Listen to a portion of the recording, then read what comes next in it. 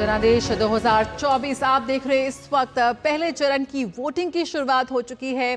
किस तरह से यहां पर 102 सीटों पर वोटिंग की जा रही है, चप्पे चप्पे की खबर हम आपको दिखा रहे हैं। हमारे संवाददाता इस वक्त जुटे हुए हैं तमाम जगहों पर। कहीं आंधी तूफान है तो कहीं पर तापमान बढ़ता हुआ इस चुनावी पारे को और ज्यादा बढ़ा रहा है। और आपको बता दें, इस वक्त हमारे साथ हमारे संवाददाता जुड़े हुए हैं। रमा त्यागी इस वक्त हमारे साथ जुड़ी हुई हैं उधमपुर से, साथ ही निशांत राय भी जुड़े हुए हैं नैनीताल से। बिल्कुल। और निशांत, यहाँ आपके पास आना चाहूँगा। अभी जानना चाहेंगे आपसे, जैसा आप बता रहे थे कि लगातार जो मुद्दों की हमने बात की, यहाँ पे लोग किस तरीके से सोच रखते हैं और अभी तक कहीं ना कहीं जो कहा जाता है कि जो आपका मत है उसको गुप्त रखना चाहिए, वो भी स्थिति आपने बताई कि सीधे तौर पर कोई शायद बताता नहीं कि क्या किस तरफ उसका जो वोट है वो जाएगा, किस तरफ उसका रुझान है। लेकिन अगर देखा जाए जिस तरीके से राजनीतिक समीकरण की अगर बात की जाए यहाँ पर, क्या किस तरह का जो गठजोड़ है वो कुछ देखने को मिल सकता है?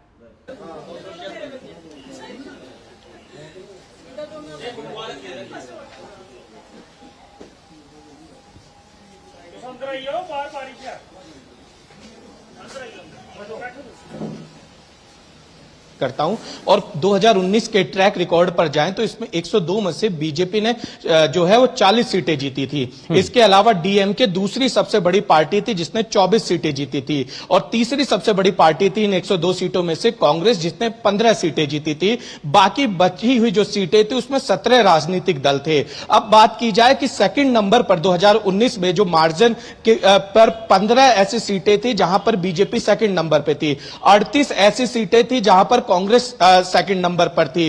और अगर 40 सीटें बीजेपी जीतती है, सेकंड नंबर पर 15 सीटों पर रही थी, तो यह आंकड़ा और अंतर भी जो है वो बेहद कम था। 1 लाख से जो कम मार्जिन वाली सीटें थी उसमें बीजेपी ने 29 सीट्स जो है वो जीती थी।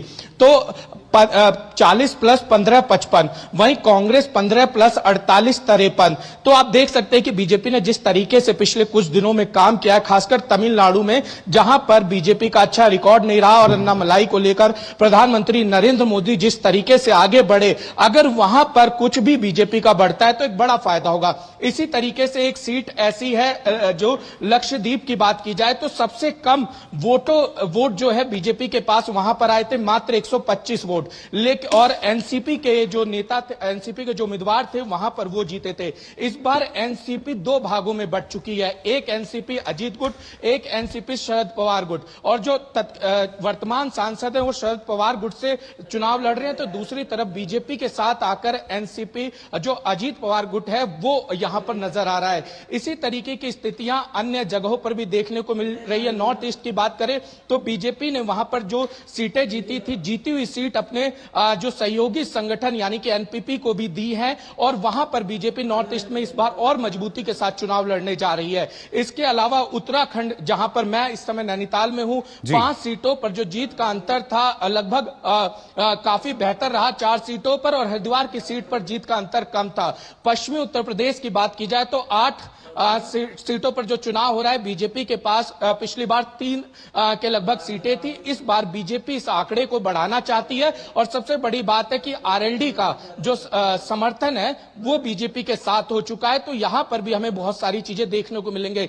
तो कुल मिलाकर अगर आंकड़ों की बात करें तो आंकड़े बहुत कुछ कहते हैं। दूसरी बात, आपने जनता की बात कही, तो जनता जल्दी से अपने पत्ते नहीं खोल रही है, जिसके चलते राजनीतिक दल अपनी तरफ से सारी मेहनत कर रहे हैं, जनता के बीच में जा रहे हैं, अपने घोषणा पत्रों को दिखा रहे हैं। राहुल गांधी गारंटी दे रहे हैं, प्रधानमंत्री नरेंद्र मोदी गारंटी दे रहे हैं, लेकिन किसकी गारंटी जनता को पसंद आती है वो फिलहाल ईवीएम में कैद हो रही है पहले चरण में इन 102 सीटों पर।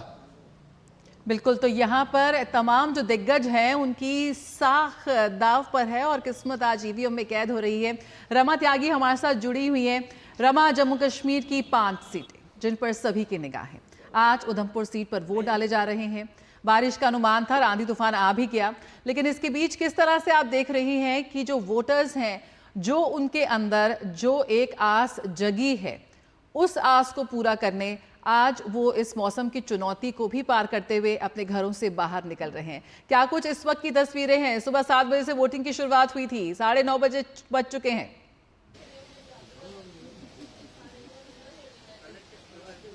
बिल्कुल, तस्वीरें सुखद हैं। तस्वीरें आंधी तूफान के बावजूद जो जोश है मतदाताओं का उसको कम नहीं कर पा रहे हैं। बाहर मौसम का आंधी तूफान है तो यहाँ पर जो है मुद्दों का आंधी तूफान है।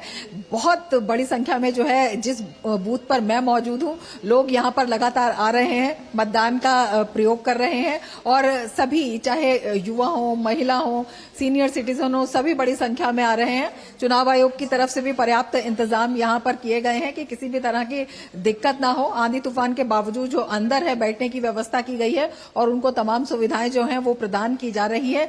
और बड़ी महत्वपूर्ण बात ये भी है कि यहाँ पर जो मतदाता हैं केवल अपने इलाके ही नहीं बल्कि जो देश की राजनीति है उस पर भी नजर रखे हुए हैं। विभिन्न दल हैं, विभिन्न तरह के गठबंधन हैं, किस किस तरह की स्टेटमेंट्स आ रही हैं, कहां पर क्या गठबंधन बन रहा है, बिगड़ रहा है, उस पर भी सबकी नजर है। और उसी के हिसाब से जो दलों की विश्वसनीयता है वो मतदाता यहाँ पर अपने मन में तय कर रहा है। जो मुद्दे हैं वो इस बात पर भी यहाँ पर निर्भर कर रहे हैं कि किस सरकार ने अपने कार्यकाल में क्या काम किया है, क्या तस्वीर बदली है, क्या कुछ हुआ है, जो दावे किए हैं, जो मैनिफेस्टो में दावे हुए थे वो पूरे हुए हैं या नहीं हुए हैं, या फिर जो अन्य दल है, जो आरोप प्रत्यारोप की जिस तरह की राजनीति होती है हर चुनाव में होती है, तो अगर कोई दल आरोप लगा रहा है या कह रहा है काम नहीं हुआ है तो उसने अपने टेन्योर में क्या दावे किए थे, वहां पर क्या काम हुए थे, किस तरह का वातावरण उन्हें मिला था, इन सभी बातों को एनालाइज किया जा रहा है। यहां तक कि जो फर्स्ट टाइम वोटर है वो भी इस बात को कह रहे हैं। तो देश भर में जो राजनीतिक समीकरण है वो काफी दिलचस्प है। जिस तरह से हमारे सहयोगी निशांत ने बताया, जम्मू कश्मीर में भी 5 फेज में मतदान और हर फेज में एक एक सीट, लेकिन हर सीट अपने आप में बेहद महत्वपूर्ण है। और जिस तरह से लगातार सियासी घटनाक्रम बदल रहा है तो सियासी समीकरण भी हर सीट पर बहुत ही जो है दिलचस्प होते जा रहे हैं और सभी की जो सुर्खियां है वो उन पर बन रही हैं, सभी की निगाहें जो हैं वो उन पर बनी हुई हैं और लोग उनके बारे में चर्चा करें। उधमपुर की हम बात करते हैं तो यहाँ का सियासी समीकरण भी जिस तरह से लगातार हम बता रहे हैं कि अगर पहले देखें तो बीजेपी और कांग्रेस में यहाँ पर सीधी लड़ाई रहती है। जी बिल्कुल, लेकिन देश के जो दूसरे हिस्से जहाँ पे आज वोटिंग हो रही है या फिर जो तीसरी पार्टी मैंने आपको बताई एक नई पार्टी है, दर्शकों को देते हैं। फिलहाल आपने जैसा बताया कि जो मौसम है बेहद खराब है, लेकिन आप भी डटे रहिए वहाँ पर।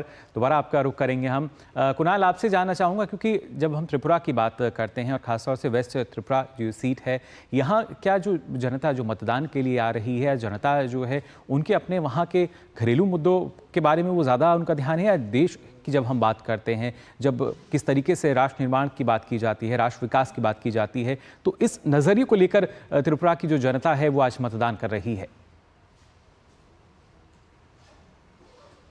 देखिए, त्रिपुरा एक remote corner of the country में आता है, काफ़ी दूर है, दूर दराज का इलाका है। अगरतला भी अगर देखा जाए जो कैपिटल है, भले ही लोग जानते हैं, अन्य मतलब पूरे देश में लोगों को पता है अगरतला क्या है, कौन सी जगह पर है, पर ये फिर भी लोगों से बहुत, मतलब जो मेनलैंड इंडिया है वहाँ से बहुत दूर है। तो इसलिए जो घरेलू मुद्दे हैं, जैसे लोकल इश्यूज़ जो है, डेवलपमेंट के इश्यूज़ है, इंडस्ट्रियलाइजेशन का जो मुद्दा है, फिर एम्प्लॉयमेंट, ये सबसे बड़ा मुद्दा हर वक्त रहता ही है। तो एम्प्लॉयमेंट, इन्फ्लेशन, ये सब मुद्दे तो है ही, लोगों को इसकी मार तो कहीं ना कहीं पे होती है। और ये लोगों की यही इच्छा रहती है कि ये जो इश्यूज है, जो बेसिक इश्यूज है, ये तो ये इसको एड्रेस किया जाए। तो जैसे पिछले दिनों जब प्रधानमंत्री यहाँ पर आए थे, कैनवासिंग करने आए थे अपने प्रत्याशियों के लिए, तो उस वक्त भी उन्होंने जो बताया था, उन्होंने तो लिस्ट बता दी है कि क्या क्या किया है, सेंट्रल गवर्नमेंट ने क्या किया है, स्टेट गवर्नमेंट उसकी तरफ से कैसे मतलब प्रयास कर रही है, क्योंकि यहाँ पर भाजपा की सरकार है, मानिक शाह यहाँ के मुख्यमंत्री है। तो डबल इंजन का जो सरकार है जो है, तो इसका लाभ तो हो रहा है त्रिपुरा को, पर फिर भी और भी डेवलपमेंटल प्रोजेक्ट्स अगर आएंगे, एम्प्लॉयमेंट अगर लोगों को मिलेगा, लोगों के हाथ को अगर रोजगार मिलेगा, मनरेगा का जो ये दावे तो अलग है, राजनीतिक दल कहीं ना कहीं दावे ही करेंगे, वो वादे भी करते हैं, लेकिन अगर जनता के लिहाज से देखा जाए, जैसा आपने कहा कि जब हम पूर्वोत्तर राज्यों में बात करते हैं, त्रिपुरा की बात करते हैं, तो कहीं ना कहीं एक दूरी नजर आती है। लेकिन पिछले कुछ वर्षों की अगर बात की जाए तो उसी दूरी को पाटने का काम भी हुआ है। क्या उस लिहाज से भी जो त्रिपुरा की जनता है वो देखती है? बिल्कुल देखती है। लोगों को ये अच्छा लग रहा है कि जो कनेक्टिविटी जो हुआ है, मतलब जो इस राज्य में हुई अलग अलग जगहों पर, मतलब रोडों के मतलब रोड इंफ्रास्ट्रक्चर जो इतनी अच्छी तरह से हुआ है, उसके साथ ही एयरपोर्ट है, एक बहुत ही अच्छा एयरपोर्ट यहाँ पर दिया गया है गवर्नमेंट की तरफ से अगरतला में। तो ये सब मुद्दे तो है ही, और उसके साथ जो medium and small scale industry को जो बढ़ावा दिया गया है, एसएचजीज है यहाँ पर काफ़ी, तो इससे रोजगार मिल रहा है। पर और भी जैसे एम्बिशंस एस्पिरेशंस तो रहते हैं लोगों के, जैसे बाकी के मेनलैंड इंडिया में जैसे लोग रहते हैं उस तरह के अगर लाइफस्टाइल जीवन शैली अगर अपनाना चाहते हैं लोग, तो उस तरह से जो तो नहीं मिलता है। पर फिर भी लोगों की अपेक्षा रहती है कि हमको जितना अच्छे से अच्छा मिल गए, मतलब लाइफस्टाइल अच्छा हमारा हो जाए, तो ये तो स्वाभाविक बात है। तो इसके लिए लोग तो प्रयास कर रहे हैं, अपनी तरफ से भी प्रयास कर रहे हैं, और गवर्नमेंट भी अपनी तरफ से प्रयास कर रही है कि कैसे उनका मतलब जो जीवन है वो कैसे सुधारा जाए। जी बिल्कुल, उसी प्रयास में लगातार कोशिश यही है। हर एक दल उनके लिए वादे भी करता है। और निशांत भी लगातार हमारे साथ जुड़े हुए हैं नैनीताल से। निशांत, जिस तरीके से पिछले चुनाव का आपने आंकड़ा हमें बताया था, किस तरीके से कितनी सीटें जो हैं किस दल के पास गईं, इस बार की अगर बात की जाए, क्योंकि कुछ नए राजनीतिक समीकरण जो हैं वो नज़र आते हैं, नए गठबंधन जो हैं वो नज़र आते हैं, क्या उनके प्रभाव से जो आंकड़े हैं इनमें कोई बड़ा फेरबदल हमें नज़र आएगा? क्योंकि एक तरफ जब दक्षिण का आप आंकड़ा बता रहे थे, वहाँ भी इस बार हम देख रहे हैं कि काफ़ी जो समीकरण हैं कुछ बदले हुए नज़र आते हैं। बीजेपी जो है वो नवरत्न फार्मूले के साथ वहाँ आगे बढ़ रही है, यानी छोटे छोटे जो दल हैं उनके साथ बढ़ रही है, और साथ ही साथ क्योंकि सबसे ज़्यादा जो सीट्स हैं वो वहाँ नज़र आ रही हैं, तो क्या एक कोई बड़ा बदलाव हमें देखने को मिलेगा?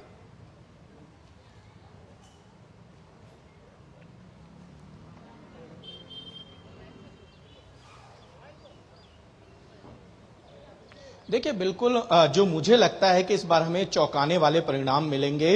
दक्षिण भारत से जिस तरीके से प्रधानमंत्री नरेंद्र मोदी का वहां पर फोकस रहा है, और जिस तरीके से बीजेपी ने दक्षिण भारत में जातीय समीकरण साधने की कोशिश की है, और अन्नामलाई जिस तरीके से उन्होंने तमिलनाडु में काम किया है, कक्षद्वीप का जो मुद्दा उठाया गया था, इन चीजों का असर देखने को मिलेगा। बीजेपी ने अब तक दक्षिण भारत में 1998 में 3 सीटें जीती थी, जो तमिलनाडु में माफ कीजिएगा 3 सीटें जीती थी, जो बीजेपी का आज तक का हाईएस्ट रिकॉर्ड है। और सबसे बड़ी बात है कि वही उस समय जब बीजेपी गठबंधन में थी जयललिता के साथ, और जब जयललिता समर्थन खींचती है तो एक वोट के चलते बीजेपी की सरकार गिर जाती है, और उसके बाद से आज तक बीजेपी ने 3 से ज्यादा सीटें वहां पर नहीं जीती हैं। ऐसे में बीजेपी ने जिस तरीके से प्रचार किया है, जिस तरीके से अन्नामलाई ने वहां पर कार्यकर्ताओं को जोड़ने का काम किया है, और सबसे बड़ी बात है चाहे एआईडीएमके हो चाहे डीएमके हो, बीजेपी दोनों के साथ गठबंधन में ना जाकर अपने कंधे पर खुद चुनाव लड़ रही है। हो सकता है कि इसका एक बदला हुआ स्वरूप हमें तमिलनाडु में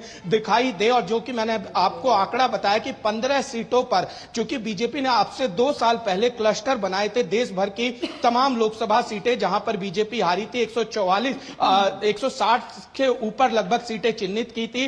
उन सीटों में कुछ सीटों पर उपचुनाव हो गए थे जहां पर पार्टी ने जीत हासिल की थी, फिर 144, और उन पर लगातार केंद्रीय मंत्रियों की ड्यूटी लगाई गई, हार के कारण की समीक्षा की गई, और उस हार को जीत में कैसा बदला जा सकता है उसकी भी समीक्षा की गई। निशांत, और ये भी काफी महत्वपूर्ण हो जाता है। चुनाव करीब आया तो धरातल पर केंद्र सरकार की तमाम योजनाएं उतारी गई, और तमाम मंत्रियों के द्वारा, तमाम कार्यकर्ताओं के द्वारा आम लोगों के बीच में क्योंकि एक दल जो है वो हार की समीक्षा भी करता है, और जहां से सीट भले ही ना जीती हो वहां से लगातार कोशिश भी करता है कि कैसे यहां से जो जीत है वो हमें सुनिश्चित करनी है। लेकिन जो पार्टी वहां से जीत कर आती है वो कहीं ना कहीं ऐसा लगता है कि अपनी उम्मीद छोड़ चुकी है कि शायद यहां तो हमें जीत मिलनी ही नहीं है, यहां तो शायद हमारा वोटर ही नहीं है। फिलहाल इन तस्वीरों में आपने देखा कि कैसे बाबा रामदेव जो हैं वो अपना मतदान करके निकल रहे थे। निशांत, जानना चाहेंगे आपसे, क्या जो जनता है इस तरीके से भी देखती है कि देखिए, बिल्कुल जी निशांत।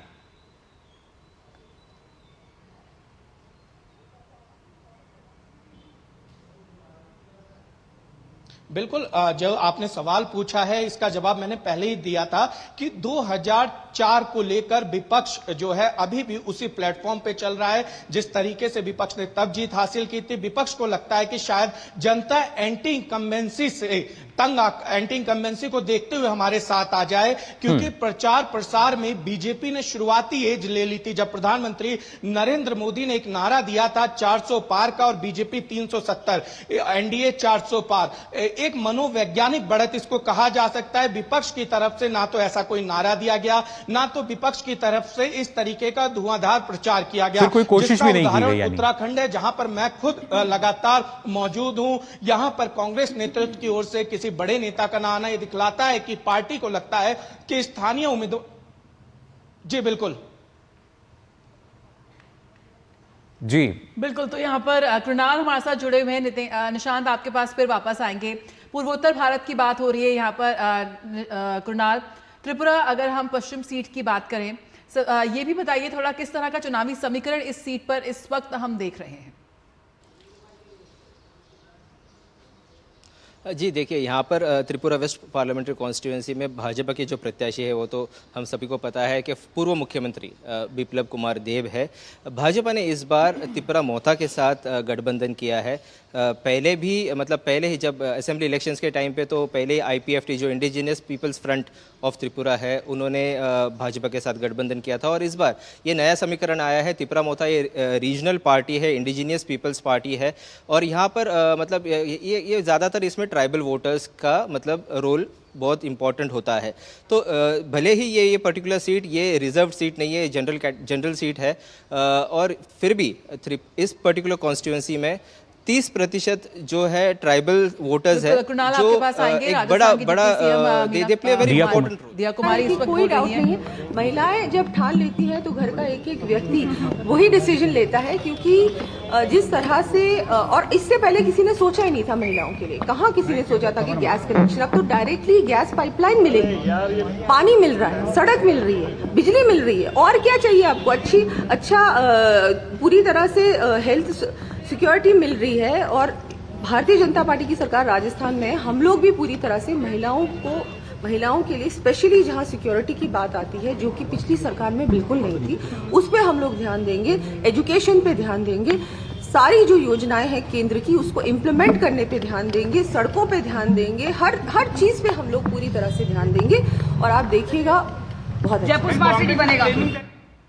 तो यहाँ पर एक बार फिर महिला वोटर्स को साधने की कोशिश, समाज के विभिन्न वर्गों को साधने की कोशिश, और हम लगातार अपने संवाददाता से बने हुए हैं। कृणाल, यहाँ पर युवा शक्ति को लेकर लगातार बात हो रही है। जो युवा भारत है, जो फर्स्ट टाइम वोटर्स हैं, तमाम पॉलिटिकल पार्टीज का खास तौर पर ध्यान रहा निर्वाचन आयोग की ओर से भी, जो फर्स्ट टाइम वोटर्स थे उनको जागरूक करने का और उनके वोटर कार्ड बनाने का और उन्हें मतदान केंद्रों तक लाने में काफ़ी कोशिश की गई है और बहुत प्रयास किए गए हैं।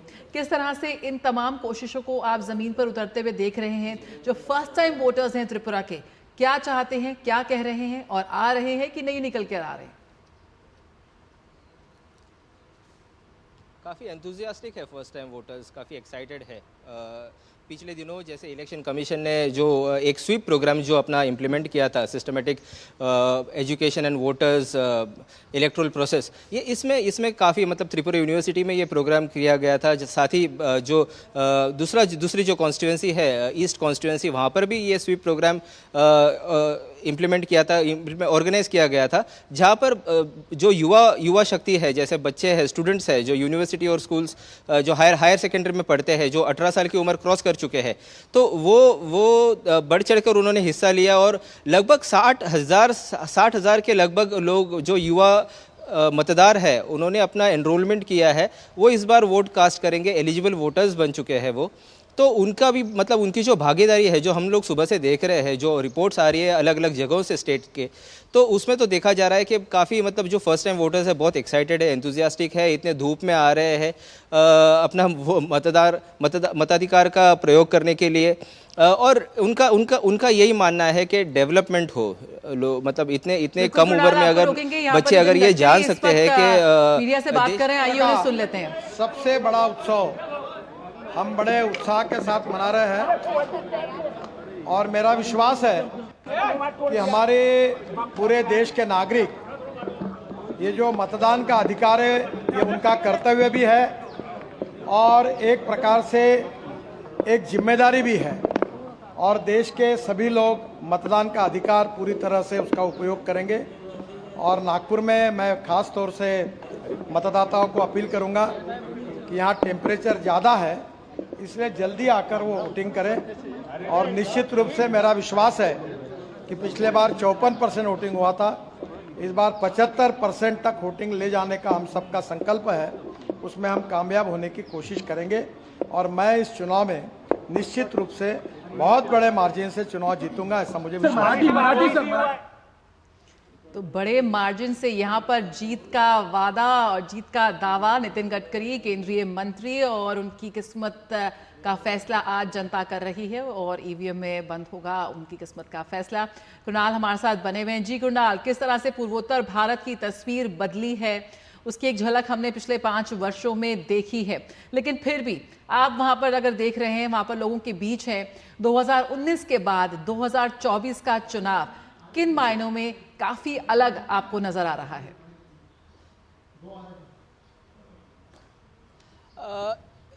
एक तो बात यह है कि देखिए जैसे जो कैंपेनिंग हुई थी इस बार, तो जो 2019 में जो जिस तरह से कैंपेनिंग हुई थी उसके कंपैरिजन में इस बार कैंपेनिंग अगर देखी जाए तो कम थी। पर फिर भी भाजपा के जो प्रत्याशी, जैसे उनका नाम अनाउंस हो गया तो दूसरे तीसरे दिन वो यहाँ पर आ गए थे, काफ़ी ज़ोर शोर से उन्होंने प्रचार किया। अलग अलग पूरा त्रिपुरा वेस्ट कॉन्स्टिट्यूंसी उन्होंने वर्ल्ड वाइड टूर करते रहे, वो लास्ट डे तक, मतलब परसों तक जब कैंपेनिंग खत्म होने वाली थी तब तक। और साथ ही साथ यहाँ पर प्रधानमंत्री नरेंद्र मोदी आए थे, भाजपा के वरिष्ठ नेता अमित शाह आए थे और अन्य कई सीनियर लीडर्स भी आए थे। पर कांग्रेस की कंपैरिजन में देखा जाए तो सिर्फ एक स्टार कैंपेनर थे जो प्रियंका गांधी थी, जिन्होंने रोड शो किया। तो कैंपेनिंग अगर देखी जाए तो ये थोड़ा सा डिफरेंस देखा गया है। सीपीएम की तरफ से भी उतनी मतलब एक जोर, मतलब जो जिसे कहते हैं कि एक बड़े लेवल पर अगर कैंपेनिंग होनी चाहिए, कैनवासिंग होनी चाहिए, उतनी देखी नहीं गई। पर बीजेपी ने बहुत जोर लगाया था, उन्होंने कहीं पे भी मतलब उनका कॉम्प्लेसेंट जो नेचर है वो कहीं दिखा नहीं। तो इसलिए ये देखा जाए, मतलब ये सीरियसनेस जो भारतीय जनता पार्टी की तरफ से देखी गई, तो ये बाकी की जो अपोजिशन पार्टीज़ है उनकी तरफ से ये देखा नहीं गया यहाँ के लोगों के बीच। तो इसलिए इस पर्टिकुलर कॉन्टेक्स्ट में ये चुनाव का जो मतलब ये चुनाव थोड़ा सा अलग साबित हो रहा है। जी बिल्कुल, और एक बार फिर रुक करेंगे निशांत का। निशांत, अभी तक की अगर बात की जाए, क्योंकि 10 बजने का जो समय है लगभग और कुछ देरी है 10 बजने में, अभी तक का क्या किसी तरह का जो मतदान प्रतिशत है वो कुछ निकल कर आया है वहाँ पर?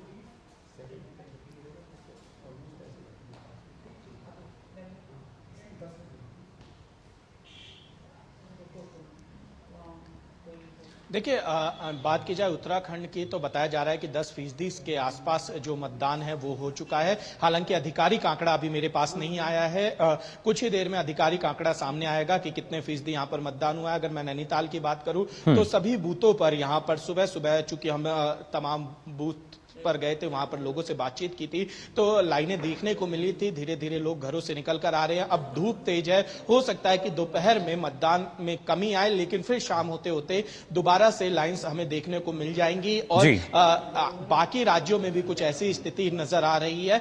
सबसे बड़ी बात है कि वोटर्स जो हैं, पिछले कुछ सालों से जिस तरीके से चुनाव आयोग ने वोटर्स को घरों से बाहर निकालने की कवायद शुरू की है, जिस तरीके से लोगों को जागरूक किया जा रहा है, उसका असर ग्राउंड पर दिख रहा है। बिल्कुल, उसका असर ग्राउंड पर साफ तौर पर दिख रहा है। सुबह 7 बजे से ही हम लगातार आपको तस्वीरें दिखा रहे हैं कि कैसे जो वोटर्स हैं वो अपने घरों से बाहर निकल रहे हैं और मतदान केंद्रों पर लंबी लंबी कतारें दिख रही हैं। 83 साल की एक बुजुर्ग महिला से हमने आपकी बात कराई महाराष्ट्र की, तो वहीं कश्मीर के जो युवा वोटर्स हैं, जो फर्स्ट टाइम वोटर्स हैं बिहार जमुई की, वो तमाम लोग आज अपने घरों से निकल रहे हैं और एक बेहतर भविष्य के लिए, एक बेहतर भारत के लिए अपना वोट कास्ट कर रहे हैं, क्योंकि वोट कास्ट करना सिर्फ अधिकारी नहीं, एक जिम्मेदारी भी है। बिल्कुल, और ये तमाम अपडेट्स लगातार हमारे संवाददाता हम तक पहुंचा रहे हैं, हमारे दर्शकों तक पहुंचा रहे हैं। इसके लिए आप दोनों का बहुत बहुत शुक्रिया।